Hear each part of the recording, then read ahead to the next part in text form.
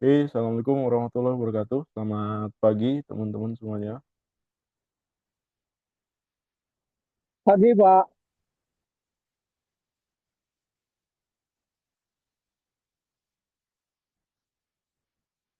Ini pertemuan kita yang keempat ya.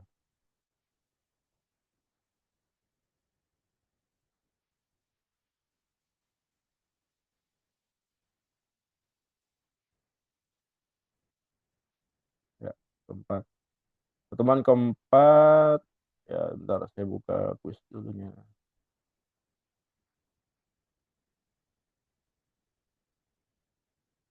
Kuis 3 jangan lupa mengerjakan buat yang belum mengerjakan.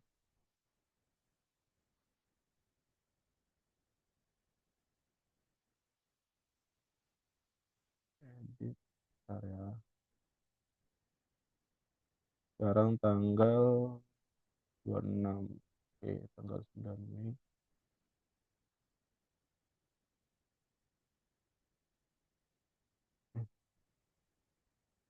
Mei,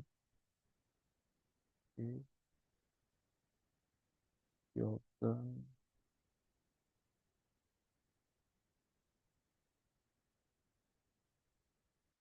ini JavaScript. Oke, kuis 4 bisa dikerjakan, batasnya sampai tanggal 9 Mei. Kemudian nih pertemuan kita yang keempat bicara tentang digital infrastructure.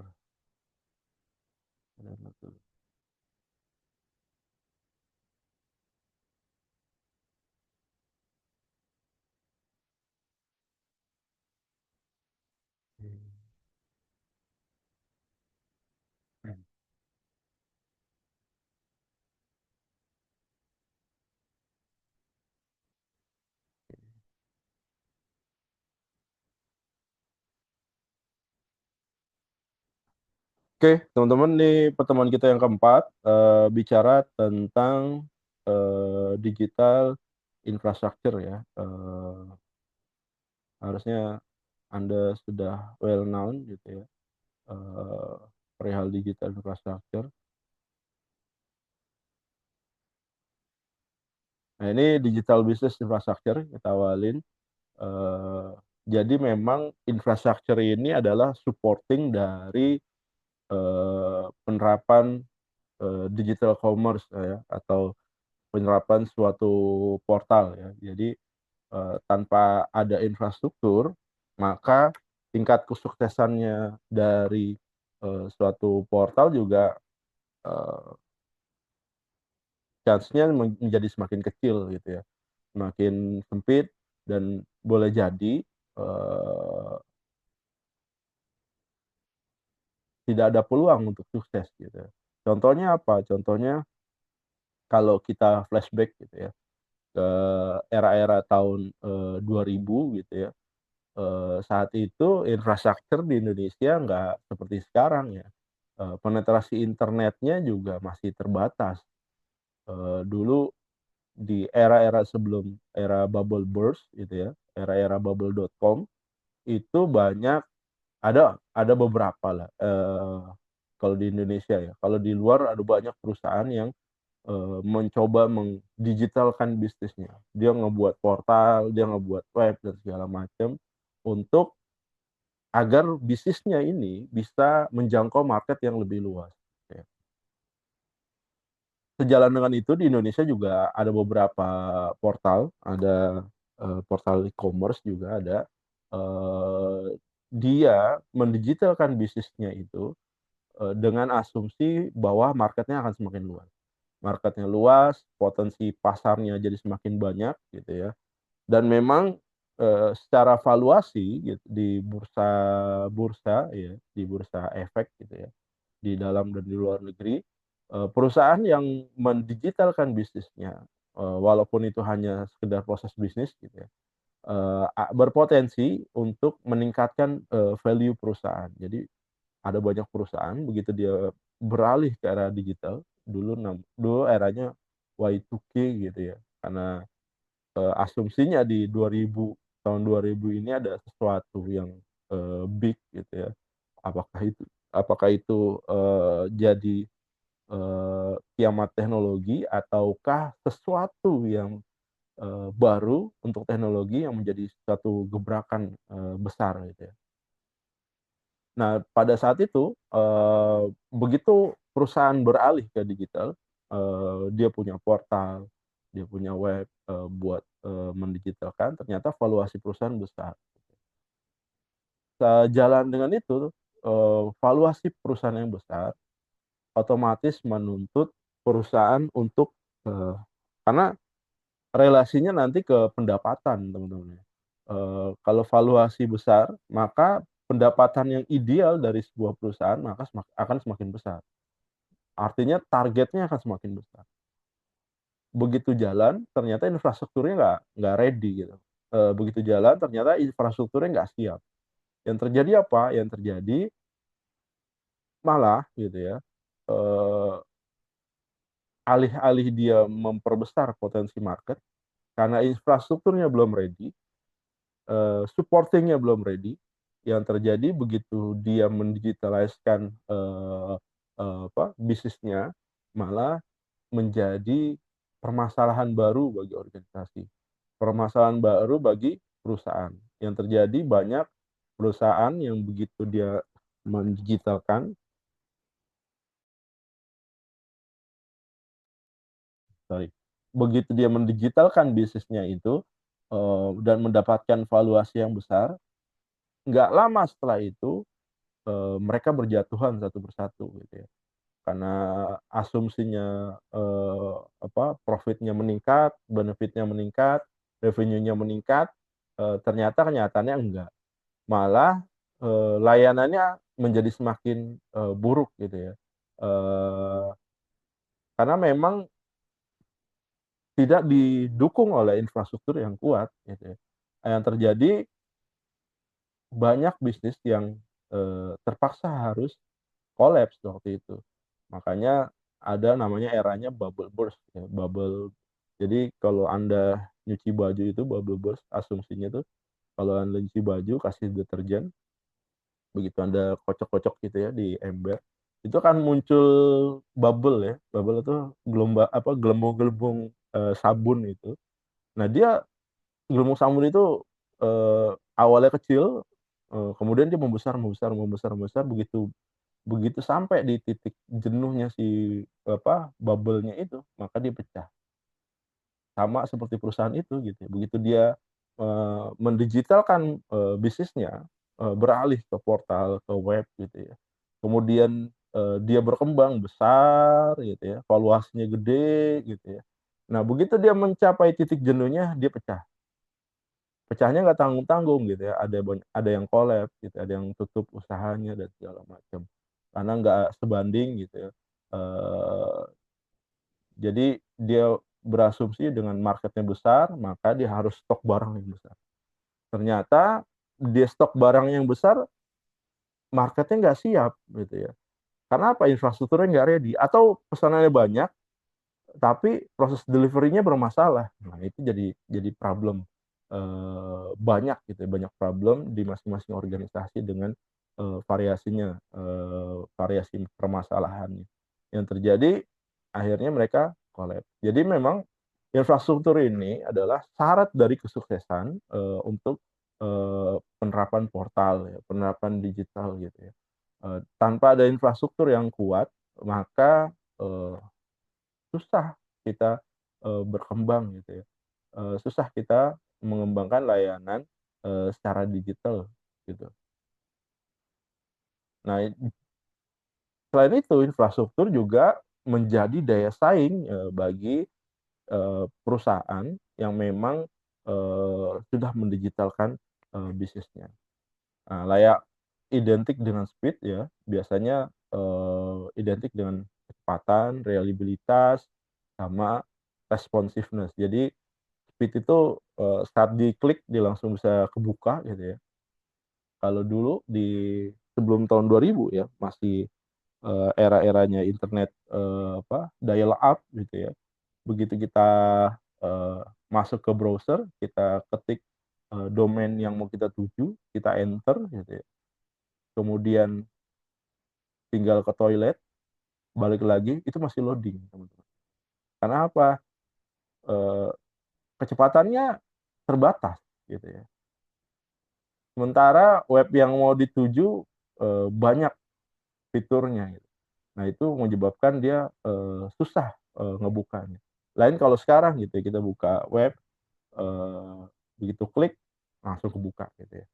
Atau kalaupun kita nunggu 1-2 detik itu menjadi suatu permasalahan di era sekarang gitu ya. Kemudian yang kedua, reliabilitas tuh. Setiap diklik eksis gitu ya. Bukan begitu diklik, mohon maaf, jam operasional sudah tutup, nggak bisa gitu ya. Kalau Anda mendigitalkan bisnis Anda atau mempunyai sebuah portal, mempunyai sebuah web, maka asumsinya adalah 24/7 gitu ya. Jadi nggak ada liburnya gitu ya. Dan semuanya harusnya bisa diakses gitu, dan customer Anda bisa mendapatkan layanan kapanpun dia butuh gitu ya. Kemudian responsiveness ya, cepat respon segala interaksi dari pelanggan. Jadi memang eh, identiknya dengan itu kalau kita bicara infrastruktur. Tapi kalau misalkan kayak tadi ya, eranya dial up gitu ya, kita klik, kita tinggal ke toilet balik lagi, orang nggak akan berkunjung ke web Anda gitu. Makanya bicaranya sekarang bukan cuma speed aja nanti, mudah diakses gitu ya. Eh, Kemudian nggak ada jedanya, yaitu menjadi suatu persyaratan ya. Makin tinggi skala dari teknologi, maka makin tinggi juga nanti persyaratan-persyaratan yang harus dipenuhi gitu ya. Kemudian yang berikutnya adalah kita harus memaksimalkan hardware, network, dan software. Jadi begitu kita merancang sebuah portal gitu ya, kita harus eh, memperhitungkan waktu loading time-nya berapa lama. Kalau Anda membuat sebuah portal, Anda harus bandingkan dengan, Anda harus benchmark dengan kompetitor gitu ya. Kompetitor begitu diklik, eh, eh, ngebukanya sampai full fiturnya itu berapa lama gitu. Kalau Anda misalkan kerja di portal web news gitu ya, Anda misalkan kerja di Detikcom gitu ya, Anda compare gitu dengan portal sejenis ya, dengan Kompas, dengan Viva.co.id, atau dengan Republika, atau dengan situs-situs yang lain gitu ya. Once Anda lebih lama dibandingkan kompetitor Anda, maka potensi market itu akan berubah ke kompetitor. Karena apa? Karena eh, retensinya tuh rendah sekali gitu ya. Dia hanya sebatas klik aja udah bisa pindah ke kompetitor.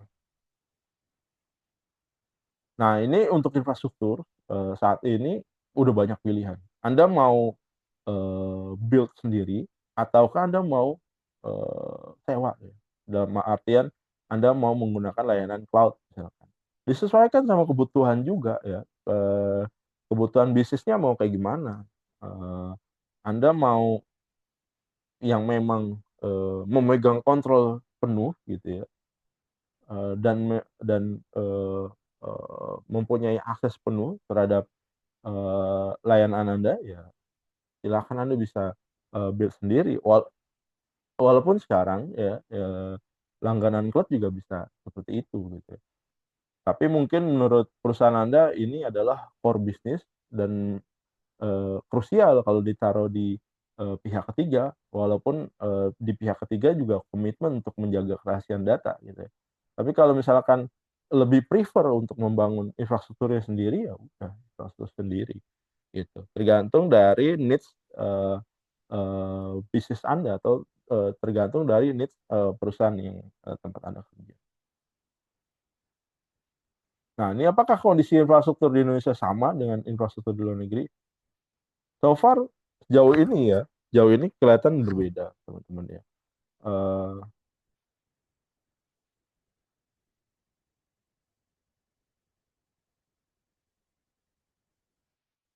Coba aja Anda bandingkan kondisi internet yang ada di Indonesia gitu ya, dan juga Anda bandingkan kondisi internet di negara tetangga lah ya.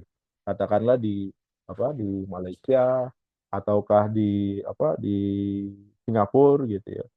Anda bandingkan, Anda mengakses internet di Bandara Soekarno-Hatta dengan di eh, Kuala Lumpur Airport gitu atau di Changi Airport gitu.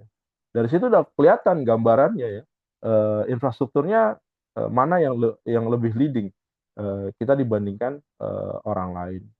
Nah, ini juga jadi persaingan juga. Jadi persaingan itu bukan hanya company to company ya, tapi country to country gitu ya. Kalau bicara tentang negara, eh, saingan infrastruktur lebih ke arah gimana caranya dia nge-track bisnis kan masuk ke dalam negerinya gitu ya.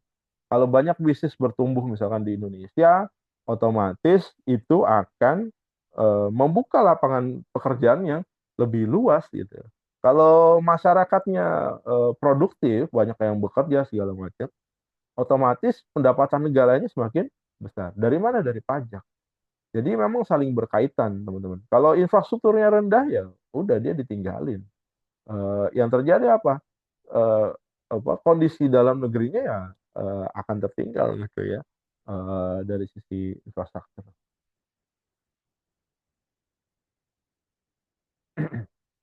Nah, ini internet sebuah teknologi yang memungkinkan terjadinya komunikasi. Nah, ini Anda udah well known ya. Anda udah tiap hari bersentuhan dengan internet. Mungkin dari bangun tidur sampai tidur lagi, atau mungkin selama tidur juga Anda bersentuhan dengan internet gitu ya. Eh, karena sekarang udah ada layanan IoT dan segala macam gitu ya. Saat Anda tidur, internet Anda juga bekerja. Bekerjanya gimana? Bekerjanya mendeteksi itu. Ada sensor-sensor IoT gitu ya di keliling rumah Anda yang terhubung dengan fasilitas security gitu misalkan. Kalau misalkan ada intrusion gitu, ada orang yang coba masuk, orang yang mau melakukan tindak kejahatan, maka si IoT ini akan mendetek dan mengirimkan alarm. Nah, itu artinya apa? Artinya eh, Anda bersentuhan dengan internet ya 24 jam sehari gitu. Nah, ini punya sifat pasti ada client dan server, jadi komunikasi bisa ISP atau melalui sebuah ISP atau melalui backbone ya, list line misalkan. Nah, internet ini sejarahnya mungkin Anda udah well known ya dari DoD di USA, Department of Defense. Jadi memang awalnya dipakai buat perang ya teman-teman ya. Internet itu dipakai buat perang. Eh, Bagaimana caranya dia mengirimkan data, informasi kepada rekannya yang lain ya di dalam situasi perang itu, datanya nggak bocor gitu ya. Maka kalau metode internet kan gitu ya, dia kirim satu package ke satu lokasi, maka package-nya itu dipecah-pecah gitu ya, dipecah-pecah sama internet. Jadi kalau dia melakukan intrusion di satu titik, dia mungkin akan dapat bagian dari informasi, tapi nggak akan berguna gitu ya. Karena itu sepersekiannya dari bagian informasi utuhnya gitu dan nggak berguna kalau dia mau mendapatkan itu. Nah, itu awal mulanya internet. Kemudian eh, diterapkan, digunakan di seluruh dunia. Nah, kayak sekarang nih USA gitu ya, Amerika kemarin ada kebijakan Trump meninggikan ya tarif impornya dia gitu. Eh, Kalau misalkan one day misalkan Amerika memutuskan koneksi internetnya ke seluruh dunia, maka sebenarnya yang rugi Amerika gitu ya. Sama kayak pajak juga, pajak teks masuk gitu ya. Barang import yang masuk ke negaranya, kemudian dia protect, ditinggiin nilainya, otomatis apa inflasi di negaranya akan semakin besar gitu. Sama kayak internet gitu, dia putuskan hubungan dengan jalur eksternal, maka eh, masyarakat Amerika dia hanya bisa mengakses di lingkungan negaranya aja. Di luar negara Amerika dia nggak akan bisa mengakses, dia nggak akan punya hubungan, dia nggak bisa, mungkin dia nggak bisa telepon-teleponan tuh dengan orang di luar dari Amerika, kecuali ada koneksi yang saling terhubung di antara mereka. Ini Nah, ini tadi tujuannya mengirimkan data secara reliable dan punya tingkat kesulitan tinggi untuk dilacak. Komunikasi sifatnya routing ya tadi ya. Kalau ada satu jalur putus, maka dia bisa routing jalur yang lain. Jadi nggak terbatas hanya satu jalur aja. Nah itu. Kemudian data dikirim secara terpisah, tadi saya kirim, diberikan secara paket-paket gitu ya, dikirim berdasarkan routing yang berbeda. Nanti di satu titik di destinasinya itu, baru paket-paketnya itu yang dikirim baru disusun lagi tuh, sesuai dengan informasi di awal. Ya, pertama kali kecepatan sangat lambat gitu ya. Saya ngalamin menggunakan internet di tahun 90-an ya. Eh, itu masih eranya dial up dan memang kondisinya lama, lama sekali gitu ya. Ini kalau kita bicara internet history ya, tadi dari 1957 gitu sampai eh, ini gambarannya sampai 2005 dan sampai sekarang di 2025.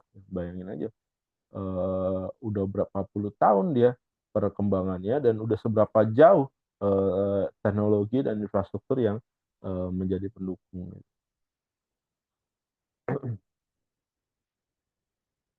Nah, ini seberapa besar skala internet ya sangat besar. Jangkauannya nggak terhingga. Jadi eh, bodoh gitu ya kalau suatu negara mau memutuskan hubungan internet dengan dunia luar gitu ya.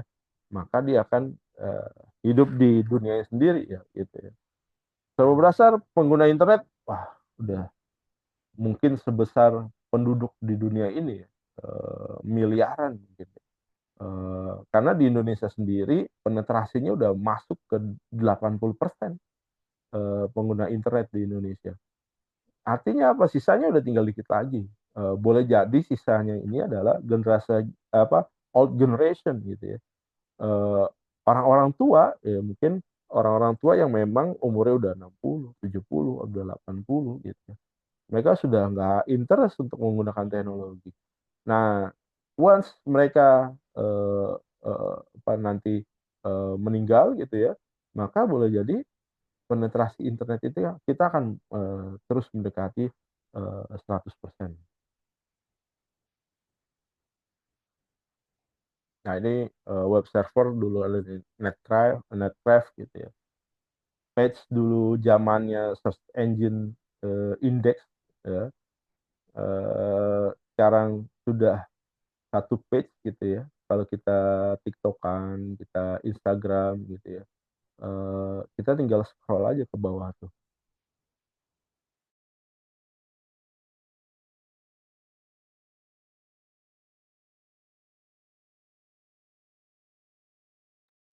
Oke, sorry.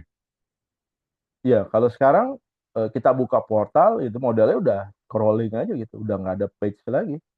Nah, kita eh, turun gitu ya, bukan lagi menjadi suatu page gitu, bukan jadi satu halaman gitu ya. Dia udah indeksnya udah apa? Udah jadi satu seolah-olah jadi satu page gitu ya. Nah, ini static ke dynamic ya. Kalau search engine sekarang udah era-eranya ChatGPT ya teman-teman. Sebenarnya era ChatGPT ini harusnya menjadi concernnya si Google ya. Eh, ini adalah era baru dan boleh jadi menjadi ancaman buat Google eh, bagi kelangsungan bisnisnya dia. Kalau dia nggak berubah atau dia nggak menghadirkan suatu layanan baru gitu, portal yang baru dan segala macam, maka boleh jadi eh, dia akan digantikan. Gitu ya. Karena sekarang orang udah mulai beralih nih. Eh, Nanya sesuatu bukan ke Google lagi, tapi nanya sesuatu kemana? Ke ChatGPT ya, ke DeepSeek gitu ya. ke layanan AI yang lainnya gitu. Nanyanya udah ke sana gitu. Udah nggak googling lagi, udah nggak nyaman lagi kalau misalkan Anda nyuri sesuatu gitu ya, googling aja udah nggak nyaman gitu ya. Sekarang udah zamannya ChatGPT aja gitu, atau DeepSeek aja gitu ya, atau layanan AI lainnya.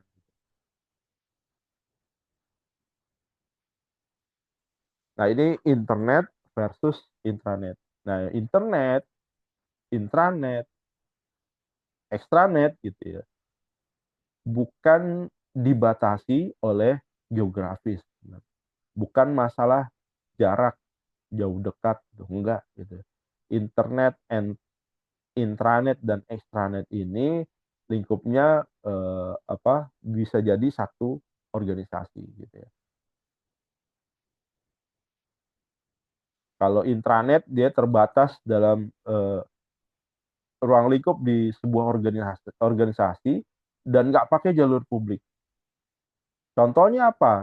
Misalkan Inaba itu ya eh, eh, memiliki beberapa cabang gitu ya. Dia punya cabang di Jakarta, dia punya cabang di Cirebon, dia punya cabang di Karawang, dia punya cabang di Garut, misalkan gitu ya. Bagaimana mengkonekkan antar cabang tersebut? Maka dia bisa menggunakan intranet. Jadi dia nggak pakai jalur publik, tapi dia terkonek jaringannya sesama di dalam satu organisasi. Jadi kalau misalkan kita voice by data gitu ya, itu nggak bayar gitu ya. Kita cuma eh, modal infrastruktur aja gitu ya. Dulu saya pernah kerja di PMA gitu ya, untuk komunikasi dengan eh, kantor pusat yang ada di luar negeri gitu ya. Itu udah tinggal telepon aja gitu, dan kita nggak bayar eh, interlokal buat telepon ke sana. Tapi bayarnya ya tarif tarif standar biasa aja buat penyediaan infrastruktur. Kalau extranet apa? Kalau extranet ini eh, nggak menggunakan ruang publik, tapi organisasinya beda. Misalkan bank BNI dengan Inaba misalkan seperti itu. Anda bisa membayar uang kuliah dengan transfer ke rekening BNI misalkan gitu ya. Atau ada aplikasi ya, sistem informasi kemahasiswaan gitu ya, ada portalnya untuk Anda membayar uang kuliah gitu ya. Begitu Anda bayar uang kuliah, maka di sistem informasi eh, apa kampus gitu ya, di data Anda langsung terupdate tuh. Anda sudah bayar atau belum, jumlahnya berapa, kurangnya berapa, lebihnya berapa, dan segala macam. Itu namanya extranet. Kalau internet ya nggak terbatas gitu ya. Nggak terbatas di satu organisasi atau beda organisasi gitu ya. Dia menyatukan semuanya. Dan biasanya memang jalurnya jalur publik.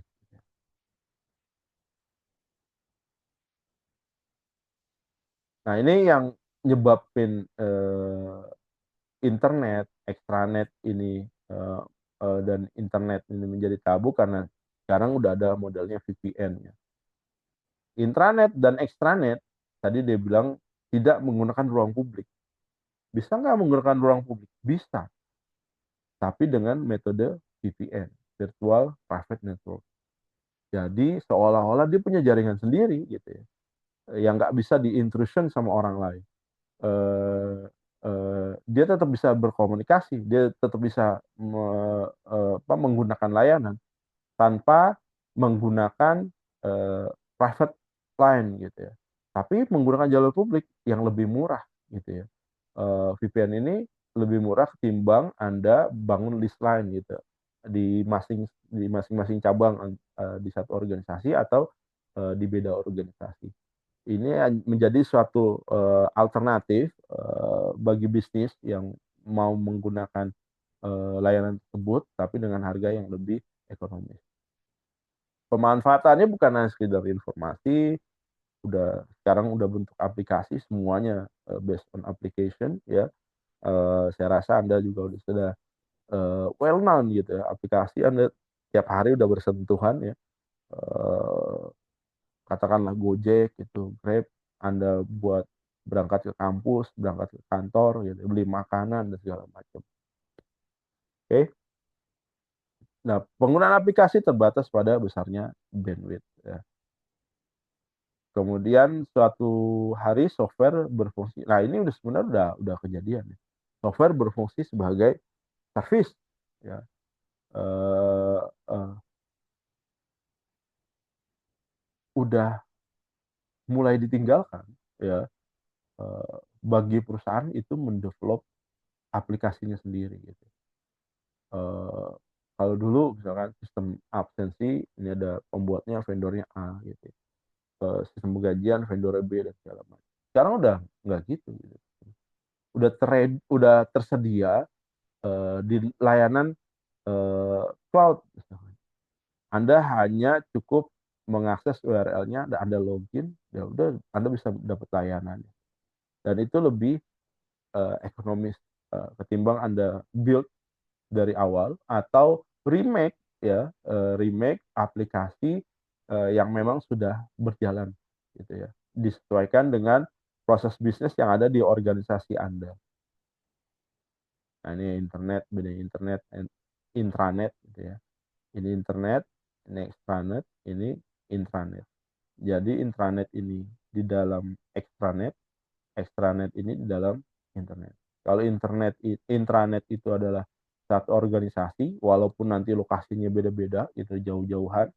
Extranet ini adalah eh, beda organisasi, sama juga, walaupun nanti kondisinya berjauhan. Kalau internet itu lebih global. Ya.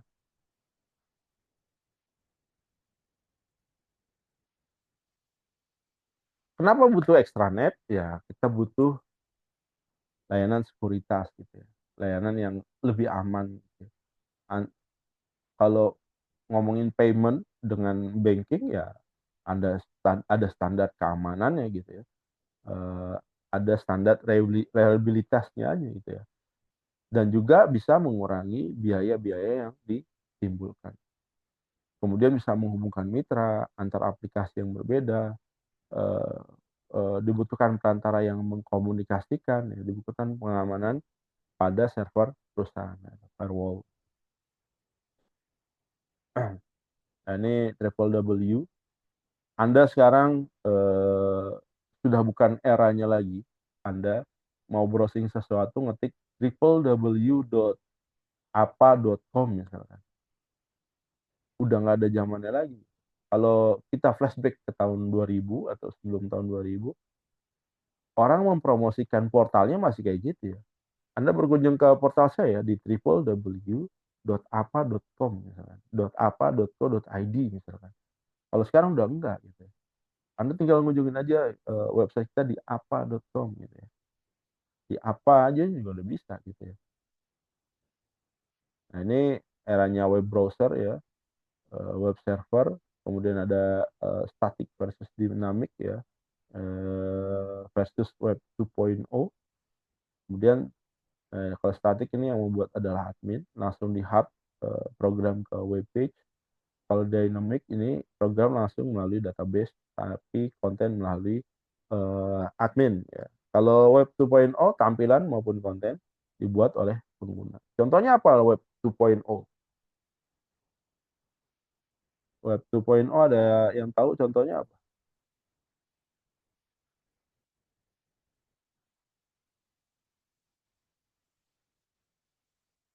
Ada yang tahu? Silakan. WordPress, Pak. WordPress. Ya. Lain WordPress,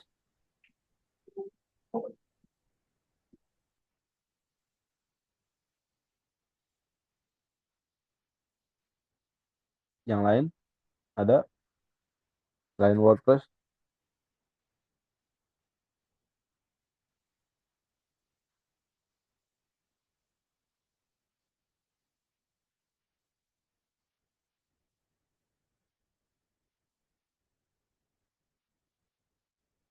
sosial media sekarang bagian dari web 2.0 juga ya Facebook gitu ya. Apakah Facebook membuat isian kontennya? Enggak. Yang isi kontennya siapa? Anda gitu. Kalau teman Anda nggak ada, Anda nggak nge-add siapapun, maka Anda nggak akan melihat story orang di page Facebook Anda, di page TikTok Anda boleh jadi. Tapi kalau Anda ngelihat kalau Anda punya teman Anda punya story, nah maka itu akan muncul gitu. Jadi memang cirinya web 2.0 itu seperti itu gitu. Kemudian ada email, blog, RSS ya.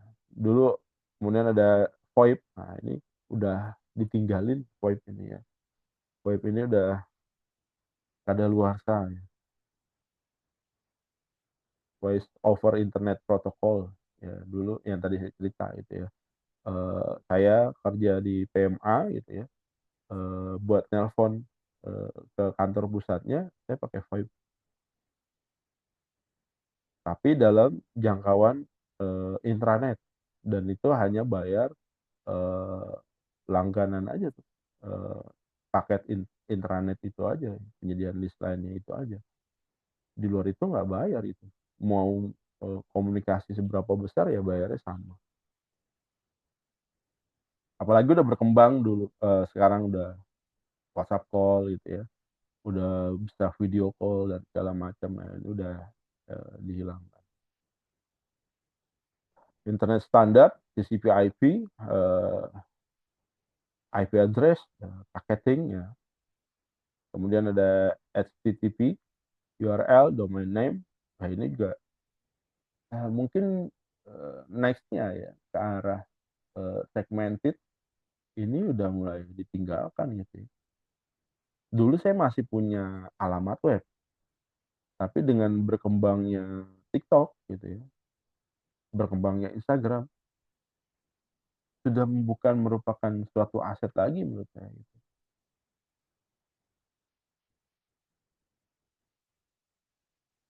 Dulu orang punya aset digital gitu ya, dengan domain name-nya dia gitu. Dan dia nyimpen banyak gitu. Saya juga termasuk yang punya domain lebih dari satu. Eh, saya bisa pelihara 9 domain gitu ya.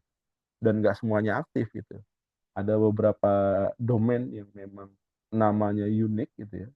Itu dibeli aja gitu, domain name-nya. Tapi nggak dipakai. Dipakai suatu hari nanti kalau mau dipakai dipakai gitu. Ya. Tapi kalau nggak dipakai ya bayar bayar domainnya aja per year, per tahun. Dan itu banyak ada orang yang bisnisnya seperti itu gitu ya. Dia koleksi domain name yang memang benar-benar unik. Kemudian boleh jadi one day dia pakai atau one day dia jual ke orang lain yang butuh nama domain tersebut untuk kebutuhan bisnisnya dia.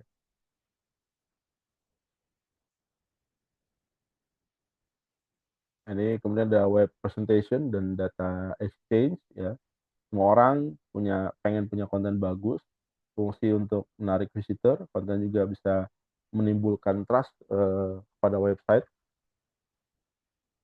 penggunaan HTML, XML ya.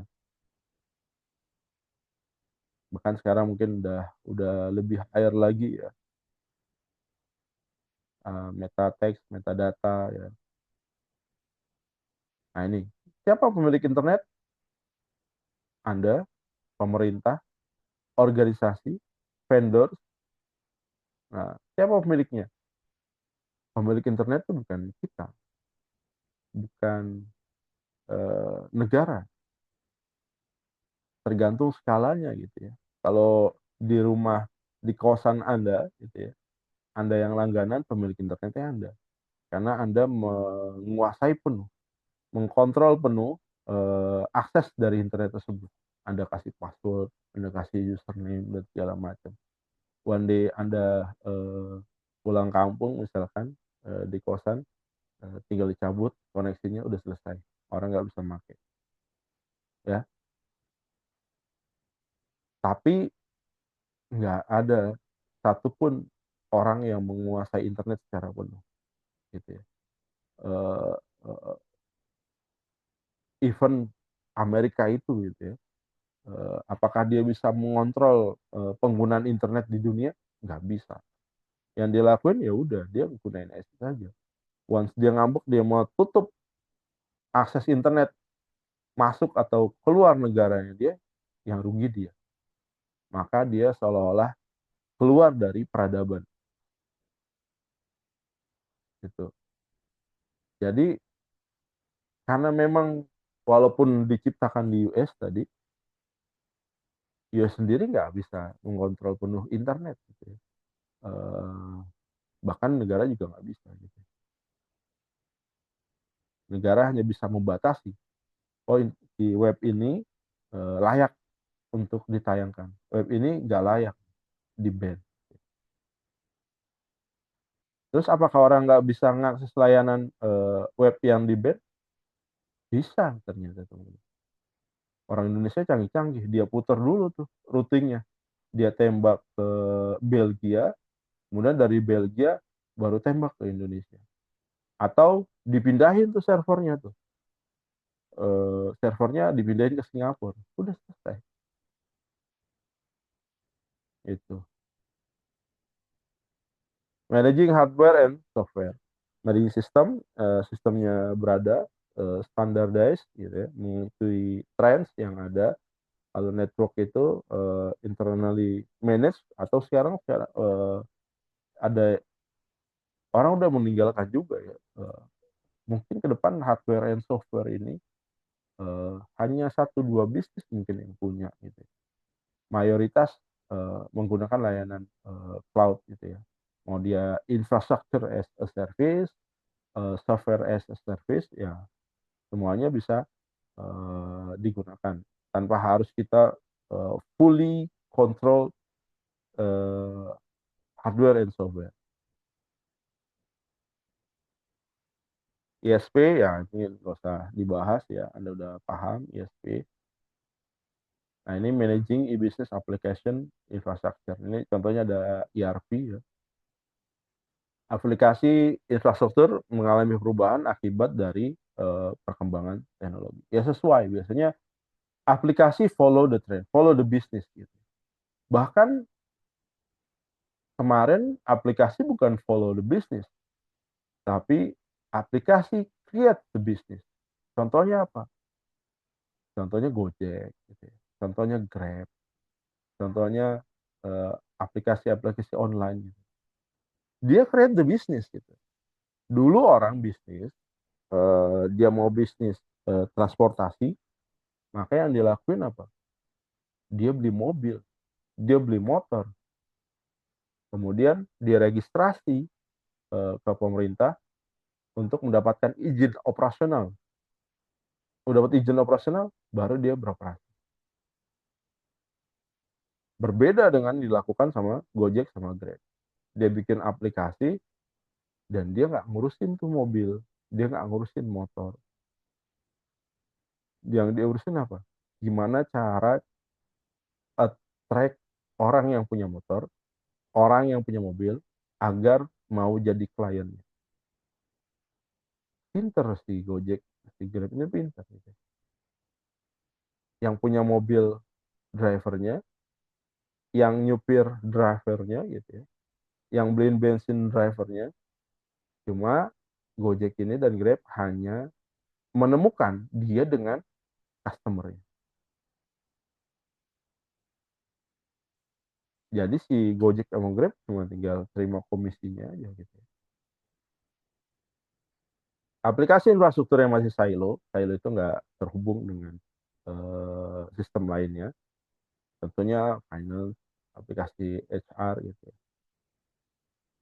Nah ini aplikasi-aplikasi yang silo bisa menyebabkan eh, investasi IT di organisasi, di suatu organisasi menjadi uncontrolled, tidak bisa dikontrol.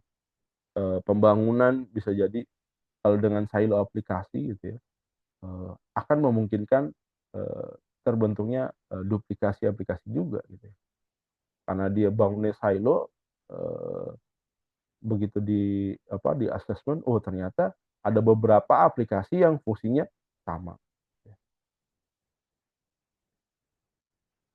Nah, ada beberapa software developer, dia mengembangkan aplikasi yang terintegrasi. Dia pakai apa? ERP, dia pakai apa? SAP dan segala macam. Di dalamnya ada modulnya macam-macam gitu.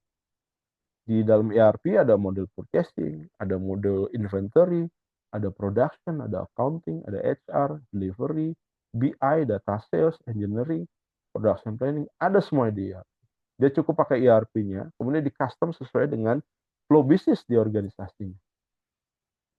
Dan itu sekarang udah tersedia mungkin yang SaaS, software as a service, dan lebih simple. Gitu. Nah, ini gabungan dari beberapa aplikasi. Nah, masalahnya adalah ERP, SAP, gimana caranya dia berkomunikasi dengan existing aplikasi. Karena nanti boleh jadi bahasa pemrogramannya beda, standar datanya beda, nah itu akan jadi isu. Bisa nggak dibikin komunikasi? Bisa, gitu ya. Pakai API misalkan. Jadi crossing datanya itu bisa di standarkan.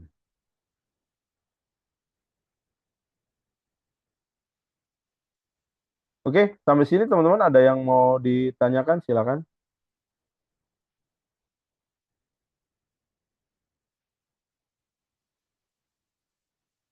Ini ada banyak nih, ada 8. Teman-teman ada yang belum join ke grup WA?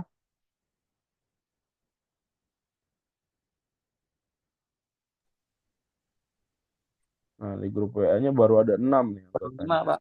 Hah? Ada 5 ya? Iya. Ada yang belum? 4. Silakan. Siapa tadi?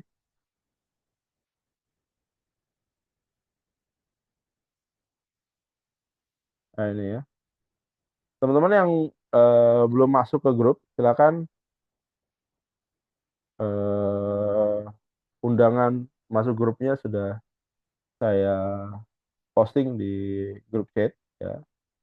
Nanti tolong disebarkan ke teman-teman lainnya. Buat teman-teman yang belum mengerjakan kuis 3, sepertinya masih bisa. Eh, Harusnya masih bisa ya. Nah, cek dulu.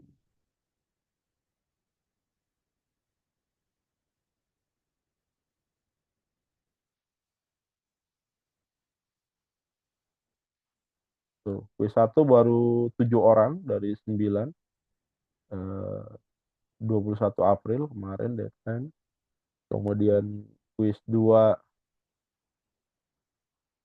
masih sampai 3 Mei nih, kuis 2. Baru 7 orang yang mengerjakan. Silakan yang belum mengerjakan kuis 2. Kuis 3 ini baru 8 orang. Endingnya masih 3 Mei. Kuis 4 belum ada yang mengerjakan. Oke. Jadi kuis 2, kuis 3 dan kuis 4 masih ada kesempatan Anda untuk mengerjakan. Saran saya Izin, jangan sampai ditinggalkan. Silakan. izin Pak. Saya kuis 1 belum ngerjakan, Pak. Lah kemana dari kemarin? Tony. Iya, Pak. Saya nggak buka-buka si akad, Pak. Maaf ya, Pak. Waduh. Ya, jadi kuis 1 itu sebenarnya sudah saya perpanjang sampai tanggal 21 April gitu ya. Nanti buat Anda yang belum mengerjakan kuis 1, saya buka nanti sebelum UTS. Nanti ada periode remedial. Nah, periode remedial ini konsekuensinya adalah nilai pengerjaan kuis pertama dan nilai pengerjaan kuis kedua gitu ya. Karena ada 2 kali kesempatan ya. Kalau yang kuis 1 ini periodenya udah habis, periode 1-nya udah habis, nanti periode 2-nya nanti sebelum UTS. Jadi periode 1 dan periode 2 dibagi 2 nilainya. Nah, buat Anda yang ketinggalan, maka periode 1-nya dianggap kosong. Periode 2-nya jangan sampai ketinggalan nanti sebelum UTS, biasanya saya buka untuk yang mau perbaikan. Jadi periode 2-nya ini perbaikan remedial dibuka bagi Anda yang belum pernah mengerjakan dan mau memperbaiki nilai. Cuma konsekuensinya adalah nilainya dibagi dua, pekerjaan periode 1 dan periode 2. Ruginya adalah bagi Anda yang ketinggalan. Makanya saran saya kuis 2, 3, dan 4 jangan sampai ketinggalan. Jangan sampai Anda dapat nilai kosong gitu ya. Setidaknya ada nilainya lah. Nanti kalau ada periode remedial, maka Anda punya kesempatan untuk memperbaiki nilainya lebih bagus. Karena kalau periode 1-nya kosong, periode 2-nya Anda dapat 100, ya bagi 2 cuma 50. Kalau periode 1-nya Anda bisa dapat 40, periode 2-nya 100, maka nilai Anda masih 70 gitu. Gitu teman-teman. Baik ya Pak, terima kasih Pak. Yang belum join grup, silakan join grup.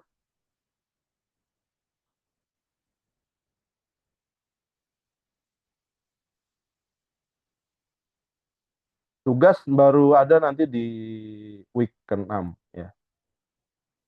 Week ke-6 dan week ke-12. Ya. Tugas baru week 6 dan week 12. Oke, ada yang lagi yang mau ditanyakan?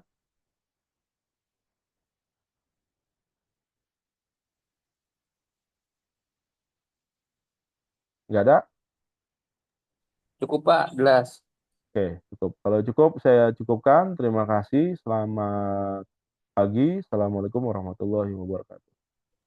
Waalaikumsalam. Warahmatullahi wabarakatuh. Terima kasih Terima kasih Bapak. Pak.